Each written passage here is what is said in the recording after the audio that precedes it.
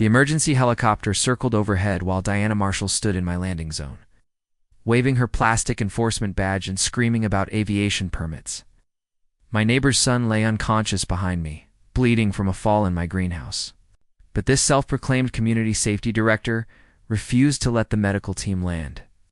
She threatened criminal charges for unauthorized aircraft operations, her voice shrill with manufactured authority. Ads.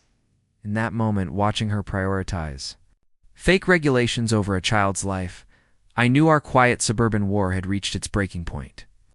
7 minutes later, federal agents flooded our street, and Diana's empire of harassment began its spectacular collapse. But I'm getting ahead of myself. This madness began 4 months earlier on a seemingly peaceful Wednesday morning in Cedar Hills, Colorado. I was tending to my late wife's memorial greenhouse with my children, Marcus and Sophie, when our tranquil routine was shattered by the sound of aggressive footsteps on gravel. "Excuse me, Mr. David Chen," came a sharp voice that cut through the morning calm like a rusty knife. I turned to see a woman in her mid-40s, tablet clutched against her chest like armor, measuring device hanging from her belt like some suburban sheriff's badge. Her laminated ID read D. Marshall, Cedar Hills, Community Standards Enforcement, and she had the cold stare of someone who found purpose in other people's suffering. "I'm here regarding violations of Section 7.2 of the Meadowbrook Community Guidelines. Your greenhouse structure exceeds permitted height restrictions for residential accessory buildings." I stood up, soil still under my fingernails, and stared at this woman like she'd started speaking in riddles. "Ma'am, this house predates any community association by 15 years. My wife Alina and I purchased it 2 years ago. She built this greenhouse herself during her battle with cancer." Marcus, my 10-year-old, stopped watering the orchids and moved closer, sensing trouble. Sophie, barely 7, continued playing with the butterfly garden, unaware of the bureaucratic storm brewing around us. "Diana, shh." Marshall adjusted her wire-rimmed glasses and made notes with the flourish of someone signing an execution order. "Mr. Chen, the Cedar Hills Community Association was legally established in 2020, and our regulations apply to all structures within designated boundaries, regardless of construction date. You have 72 hours to modify or remove this non-compliant building or face a $750 penalty." That evening, after tucking my children into bed, I sat at my kitchen table examining the official-looking documents that had appeared in my mailbox. This wasn't just a violation, notice it. It was a summons to municipal court for serious community planning infractions. The language was so intimidating and official that for a moment, I questioned whether I was actually in the wrong. Then I remembered Elena's face when she designed that greenhouse, how she talked about teaching the children about sustainable living and growing their own food, how she'd made me promise to maintain her environmental legacy after the cancer took her. The pandemic had already stolen so much from our family. I wasn't about to let some power-hungry association destroy what little remained of her vision. The next morning I researched Diana Marshall online, trying to understand exactly who I was dealing with. Her social media presence was a treasure trove of red flags. Countless posts about community standards and property assessments, each accompanied by blurry photos of neighbors' supposed violations, doghouses painted unauthorized colors, garden gnomes exceeding decorative limits, playground equipment left outside after designated storage hours. What disturbed me most were her recent posts specifically targeting my property. She'd been surveilling us, documenting our daily activities, photographing my children playing in the yard. The timestamps revealed she'd been conducting this surveillance for months, long before she ever introduced herself. The most unsettling discovery was a post from 3 weeks earlier showing Sophie through her bedroom window during her bedtime routine. The caption read, "Cedar Hills families should remember that window treatments are part of community presentation standards. Privacy expectations shouldn't compromise neighborhood aesthetics." 37 people had liked that post. 37. Neighbors thought it was acceptable for this woman to photograph my 7-year-old daughter without permission. That's when I realized this wasn't about greenhouse permits or community standards. This was about control, intimidation, and a woman who'd discovered a legal framework for terrorizing an entire neighborhood. I contacted my friend Samuel Torres, who lived 3 blocks away with his elderly father, Roberto. Samuel was a cybersecurity specialist, one of those quiet tech professionals who could analyze any digital system. But he'd never been particularly social until his father needed constant care. "David, I've been expecting someone to call me about Diana," he said when I explained the situation. "She's been harassing my father for weeks about his memorial rose garden being aggressively aromatic." He paused, and I could hear typing in the background. "But there's something I discovered yesterday that's going to shock you completely." We met at the coffee shop downtown, far enough from our neighborhood that Diana's surveillance network couldn't document our meeting.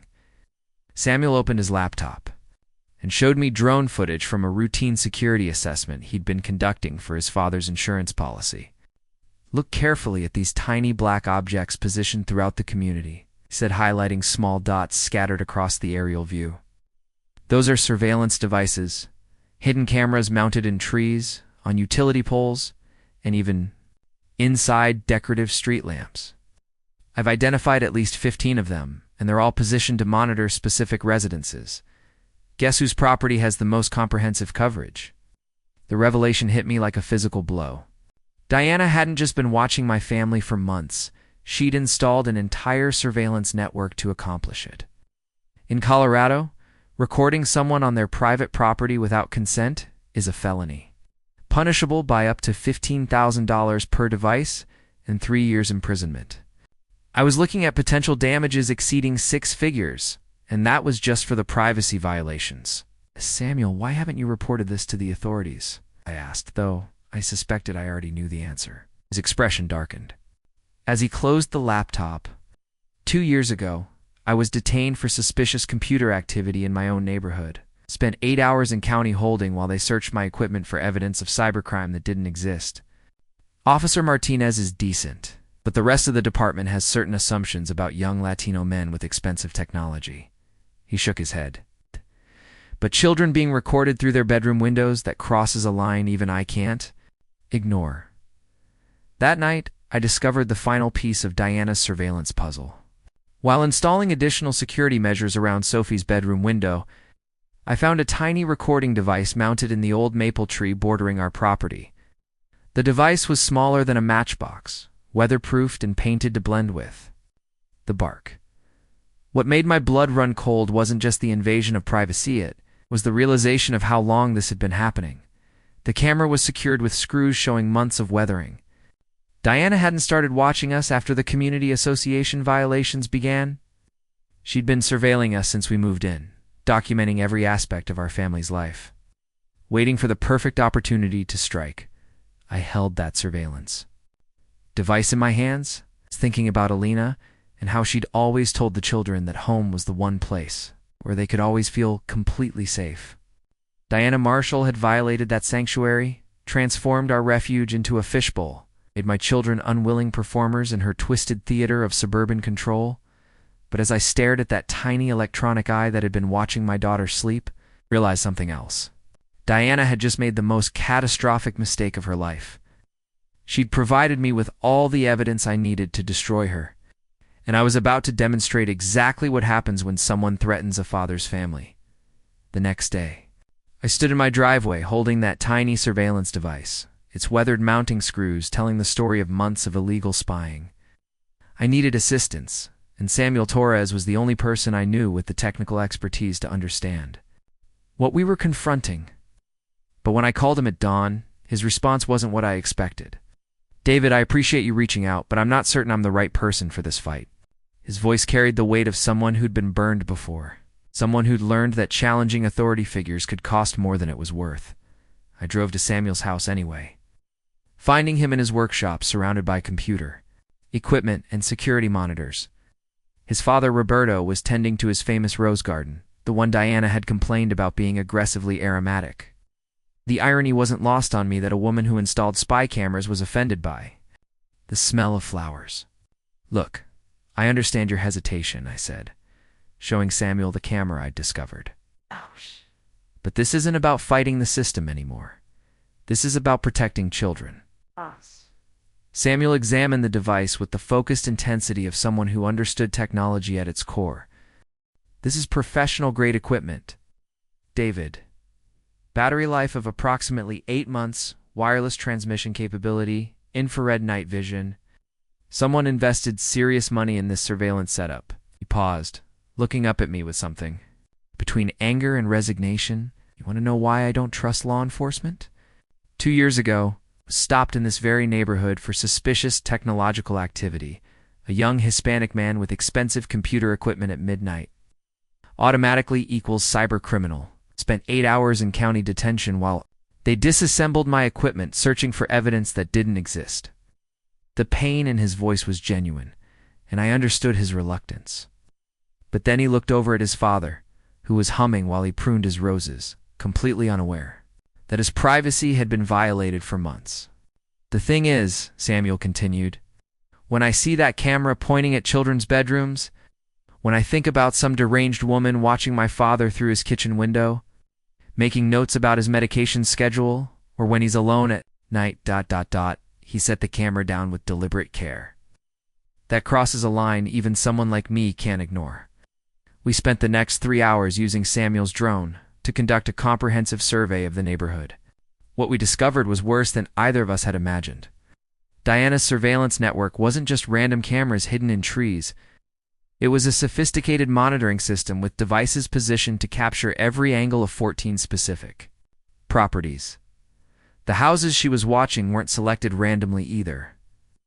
They belonged to families with children, elderly residents living alone, or anyone who had previously challenged community association regulations. It was a target list. Disguised as community oversight? David, this is federal-level surveillance, Samuel said, analyzing the footage on his computer. Look at this positioning, the overlap between camera angles, the way they're synchronized. This isn't some paranoid neighbor with a security camera. This is organized intelligence gathering designed to collect information on specific targets. He highlighted the camera positions on a digital map, and the pattern was chilling. Every house being monitored had received multiple community association violations in the past 8 months. Diana wasn't just watching us randomly. She was building legal cases. That afternoon, I decided to contact the one person in law enforcement I thought might actually listen. Officer Martinez had grown up in our community, graduated high school with my older brother, and always seemed genuinely committed to serving rather than just enforcing. Well, I found him at the county administration building, finishing paperwork from his morning patrol. Martinez, I need 5 minutes of your time, I said, showing him the camera and Samuel's drone footage. Diana Marshall from the Cedar Hills Community Association has been running illegal surveillance on families with children.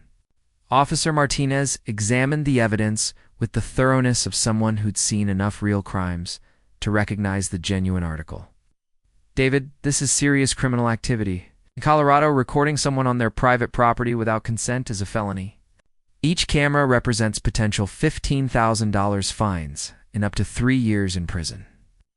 He paused, studying the digital map Samuel had created. But here's what concerns me most.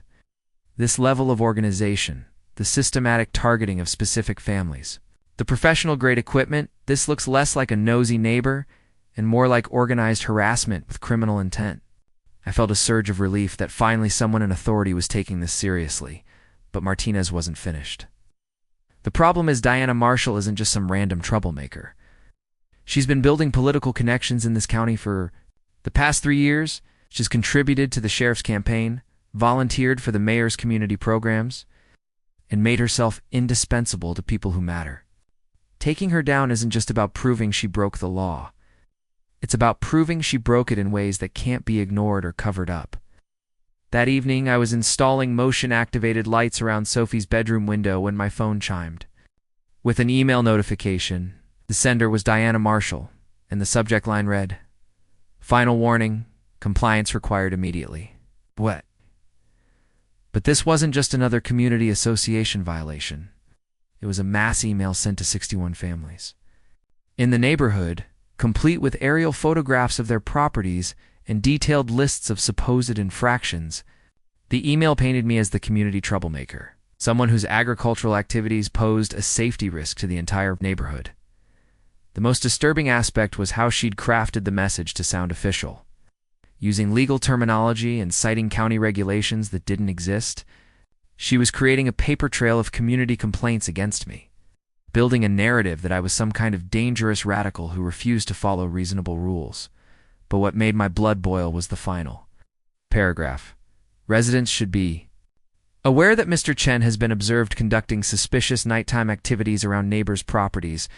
For your family's safety, please report any unusual behavior to Community Association Security immediately.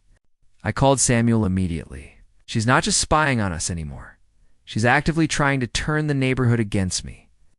And the terrifying part is, it might work. Samuel listened as I read the email, and I could hear him typing furiously. In the background, David, I've been thinking about what Officer Martinez said about needing evidence that can't be ignored. What if we gave Diana exactly what she wants? What if we let her think she's winning right up until the moment we prove she's been breaking federal law?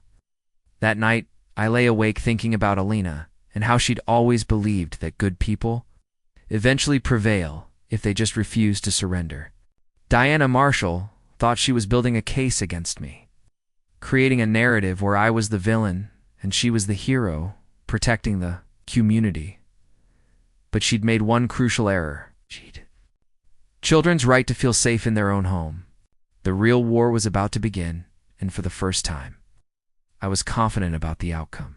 4 days after hiring private investigator Lisa Chen, no relation, I received the call that would change everything. David, you need to sit down for. This Lisa's experienced voice carried the weight of someone who'd spent 25 years uncovering people's darkest secrets. Your community association president isn't who she claims to be.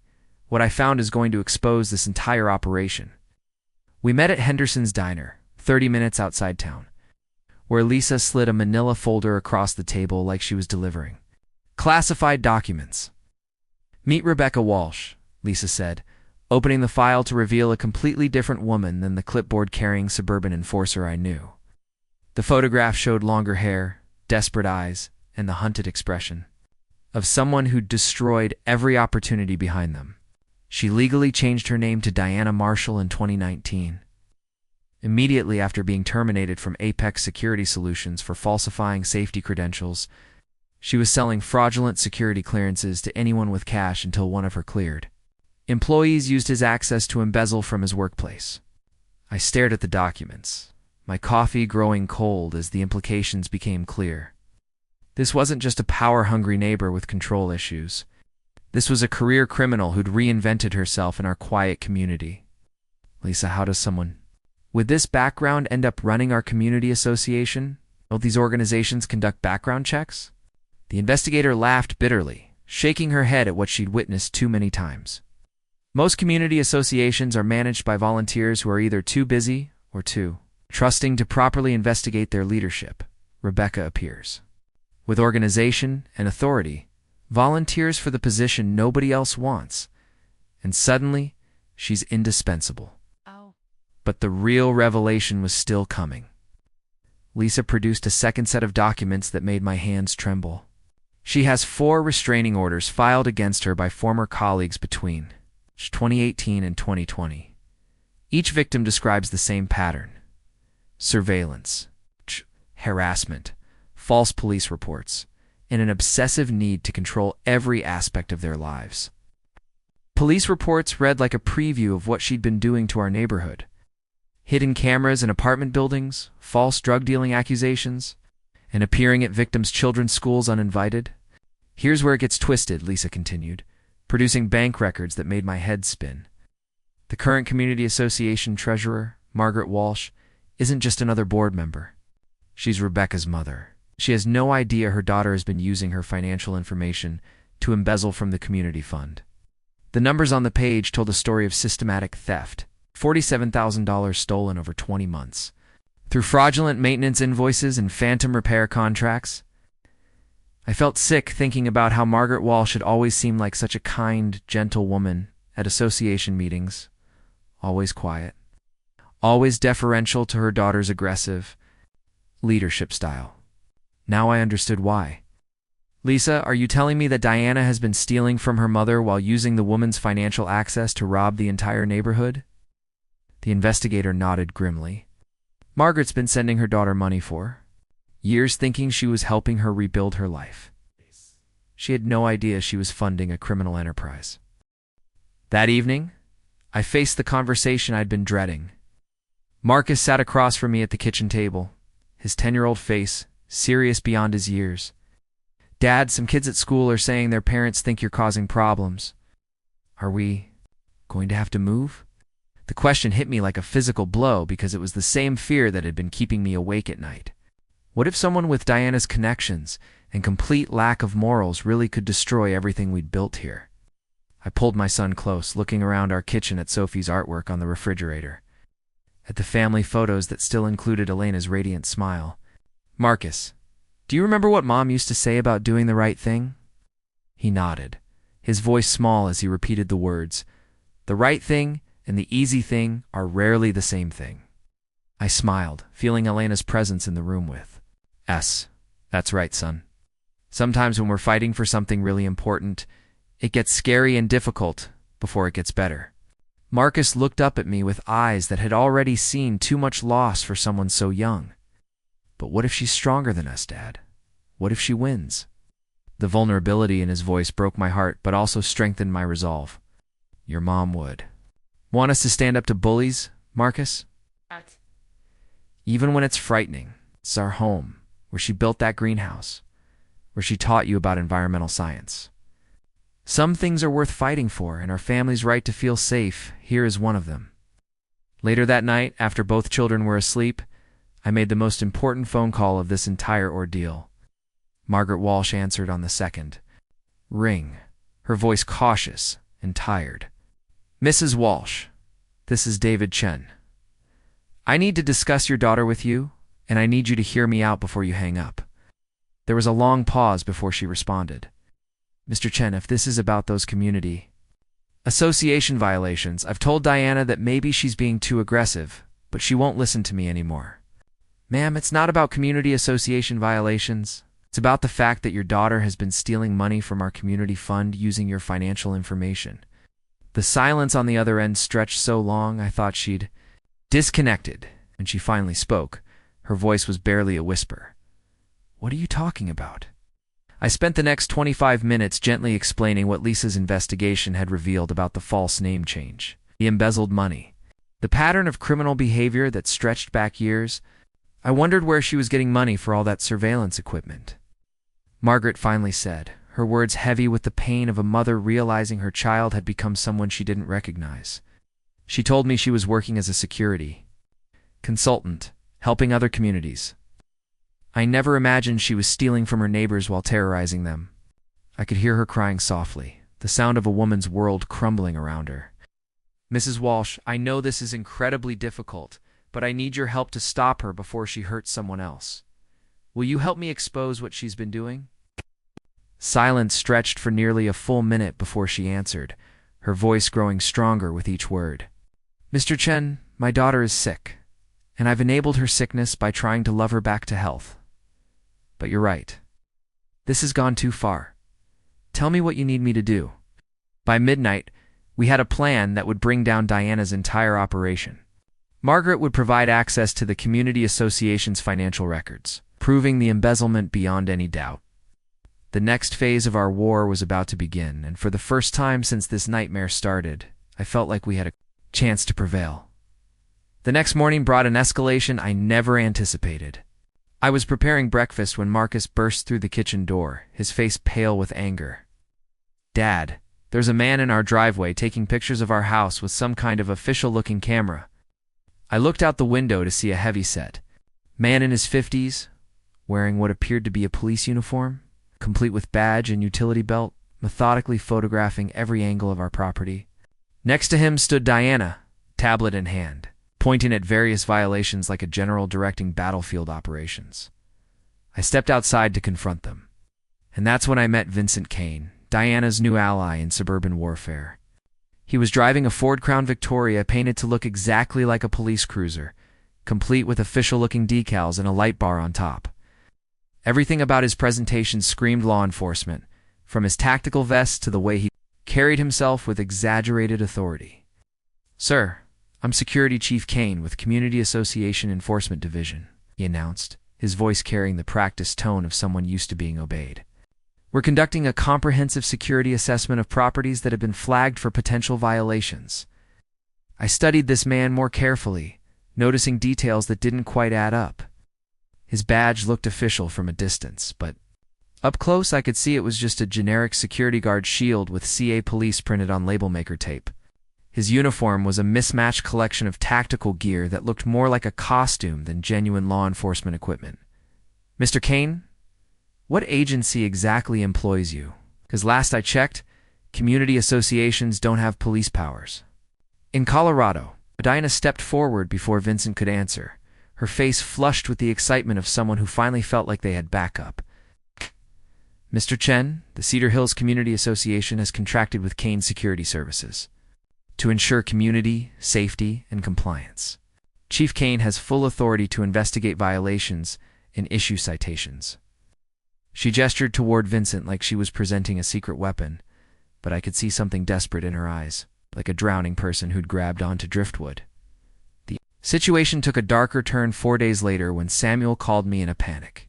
"David, they just blocked my father's ambulance." I could hear the fury and fear in his voice as he explained what had happened. Roberto Torres had been experiencing chest pains, and Samuel had called 911 for emergency medical assistance.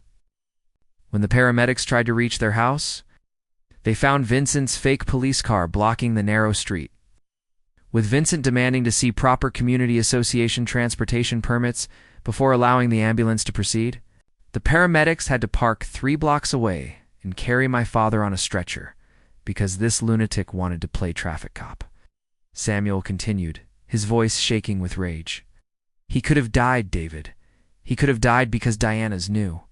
Boyfriend wanted to demonstrate his fake authority." I could hear Roberto in the background telling Samuel he was fine, but his voice sounded weaker than usual. The thought that these people would interfere with emergency medical care crossed a line I didn't even know existed that evening. I attended what Diana had pompously announced as an emergency community safety meeting in the association clubhouse.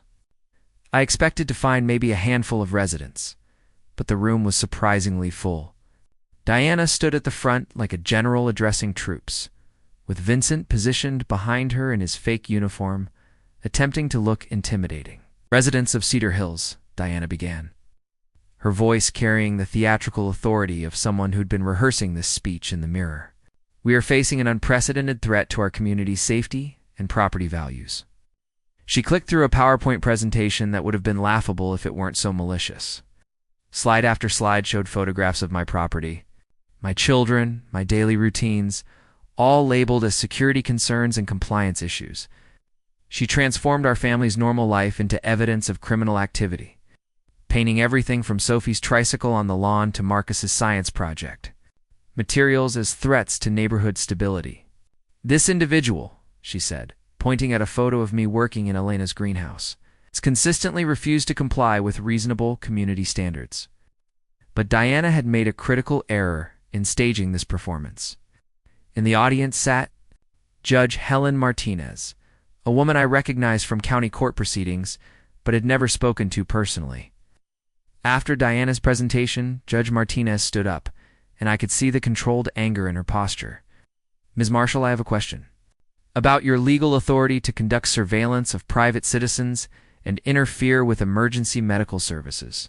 Her voice carried the weight of someone who understood exactly how the law worked. Vincent stepped forward, puffing up his chest like a bantam rooster. "Ma'am, Community Association Security has broad powers under covenant enforcement protocols." "Judge!" Martinez smiled in a way that made my blood run cold, and I suddenly felt sorry for anyone who'd ever tried to run a con game in her courtroom. "Mr. Kane, impersonating a police officer is a Class 4 felony in Colorado, punishable by up to 6 years in prison. Would you like to explain to me exactly what training and certification you possess to operate that vehicle and display those?" "Badges." The room fell silent as Vincent's face cycled through several different colors. Diana tried to interject, but Judge Martinez held up a hand that commanded immediate silence. "Furthermore, Interfering with emergency medical services is a federal crime that carries mandatory minimum sentences. I suggest both of you consult with attorneys immediately, because what you're describing isn't community management. It's organized criminal activity. As the meeting dissolved into chaos, with residents arguing and Diana shouting about outside agitators, I felt something shift in the community dynamic. For the first time since this whole nightmare began, Diana and Vincent looked genuinely rattled. They'd overplayed their hand, pushed too far, and now they were facing someone who understood the law they'd been pretending to enforce. Walking home that night, found a piece of yellow police tape stretched across my driveway with a handwritten sign reading, "Crime Scene Chief Marshal Investigation, Do Not Enter." But instead of feeling intimidated, I felt something else entirely. These people were so desperate to maintain their illusion of authority that they'd resorted to props and theater. They weren't law enforcement officers or community protectors. They were just two criminals playing dress-up. And tomorrow I was going to start treating them exactly like what they were. Saturday morning arrived with the kind of perfect Colorado, whether that makes you forget all your troubles. I'd been planning our community greenhouse day for weeks, wanting to share Elena's environmental legacy with neighborhood families and demonstrate that our little sustainable living operation was about education, not defiance. At 18, families had signed up to bring their children for learning activities about organic gardening, composting, and renewable energy. It was supposed to be a day of healing, a chance to prove that our family wasn't the troublemakers Diana had painted us to. Tommy Martinez arrived with his father around 10 a.m. His 7-year-old energy immediately contagious as he ran between the raised garden beds, asking rapid-fire questions about everything from earthworms to solar panels. Officer Martinez looked more relaxed than I'd seen him in months, finally, able to enjoy his son's curiosity without worrying about work complications. "David, this is exactly what this community needs," he said, watching Tommy carefully examine a tomato plant with the intensity of a scientist. These kids need to understand. Sustainable living need to get their hands dirty with something real. I was showing a group of children how to identify different types of beneficial insects when Tommy spotted the old greenhouse structure at the back of the property. Alina had built it herself during her environmental science phase, a beautiful glass and wood framework that stood about 12 feet high, creating an appealing jungle gym for adventurous kids. "Mr. Chen, can I climb up there to take pictures of the whole garden for my school project?" Tommy asked, already eyeing potential handholds in the wooden support structure. I should have said no immediately, should have recognized that a structure designed for plants wasn't meant to support the weight of an energetic second grader. But Tommy was Officer Martinez's son, and I wanted to show that I trusted him to be careful. "Just be extremely careful, buddy, and don't go higher than you can easily climb down from." The disaster happened in slow motion. Tommy had made it about 8 feet up when the main support beam, weakened by 4 seasons of Colorado weather and thermal expansion cycles, snapped with a crack like a gunshot. The entire upper structure collapsed sideways. Tommy disappeared underneath a tangle of wooden beams and shattered glass. The silence that followed lasted maybe 3 seconds, for it was broken by the most terrifying sound I'd ever heard. Officer Martinez screaming his son's name while 18 other parents rushed toward the wreckage. I reached Tommy first, finding him pinned under the heaviest beam, with his leg twisted at an angle that made my stomach lurch. His face was pale, and getting paler, and when I pressed my ear to his chest, his breathing was shallow and labored. "Don't move him," Martinez shouted, his training taking over even as his voice cracked with fear. "Possible spinal injury? Possible internal bleeding? Call 911 now." I was already dialing, but Tommy's breathing was getting worse. Each breath seemed harder than the last. I could see panic creeping into Officer Martinez's eyes. The 911 operator confirmed what we all feared. With possible internal injuries and the remote location of our property, Tommy needed immediate helicopter transport to the trauma center. "Flight for Life is dispatching a Bell 407 helicopter," the dispatcher reported. "ETA 9 minutes. Clear a landing zone at least 100 feet square. Remove any loose debris that could be blown around by rotor wash. Parents scattered to move cars and secure anything that might become projectiles," while I knelt beside Tommy, trying to keep him conscious by talking about his school project, about how proud his mother would be of his garden photographs. By the time we heard the helicopter's rotors in the distance, Tommy had stopped responding to my voice. His lips were turning blue, and Officer Martinez was performing rescue breathing while tears streamed down his face. The Bell 47 appeared over the tree line like salvation itself. Pilots scanning for the best approach to our improvised landing zone. Everything was going to be okay. Tommy would get to the hospital. The trauma team would fix whatever was broken. And this nightmare would become just a scary story we'd tell years later. That's when Diana Marshall emerged from behind the greenhouse ruins like some kind of suburban avenging angel, marching directly into the helicopter's approach path with her tablet held high above her head like a stop sign. She was shouting something. But between the rotor noise and the chaos, I couldn't make out her words. The pilot circled once, clearly confused by this obstacle that had materialized in his landing zone, while Tommy's breathing became more labored and Officer Martinez looked like he was about to lose his mind. I ran toward Diana, ready to physically remove her if necessary, but she stepped back and raised what appeared to be an official badge. "I'm Director Marshall, Community Association Enforcement Division." She screamed over the helicopter noise, her voice carrying a note of hysteria that made my blood run cold. "Unauthorized medical flights require association permits. Land that helicopter, or you're all under arrest for illegal aviation violations." The pilot's voice crackled over the radio, reporting to dispatch, "We have civilian interference with a medical emergency. The individual claiming law enforcement authority blocking landing zone." That's when I did something that would change everything. I pulled out my phone, activated live streaming, and started broadcasting directly to social media. Within seconds, parents around me were doing the same, documenting Diana's insanity as Tommy lay dying behind us. "He's dying. Get out of the way," screamed at Diana, but she stood her ground, waving her fake badge like it could somehow make her delusion real. The pilot made another approach, hoping Diana would move, but she stepped directly under the aircraft, forcing him to pull up and circle again. Meanwhile, Tommy had stopped breathing entirely, and Officer Martinez was performing full CPR while other parents live-streamed the nightmare unfolding in real time. The hashtag #SaveTommy was already trending locally by the time dispatch came. Back on the radio with words that would haunt Diana Marshall for the rest of her life. Federal interference protocol activated. SWAT deployment authorized for obstruction of emergency medical services. In the distance, I could already hear the sirens that would end Diana's reign of suburban terror forever. She'd finally pushed too far, interfered with something that mattered. More than property values or community standards. She'd threatened a child's life, and there would be no coming back from that. Diana looked around at the phones recording her, at the parents whose faces showed exactly what they thought of her priorities, at the helicopter circling overhead, waiting for permission to save a little boy's life. For the first time since I'd known her, she looked uncertain, like someone who'd finally realized that the game she'd been playing had deadly consequences. But it was too late. The damage was done. Her empire was about to crumble in ways she never could have imagined. The sound of SWAT vehicles approaching was like thunder rolling across the mountains.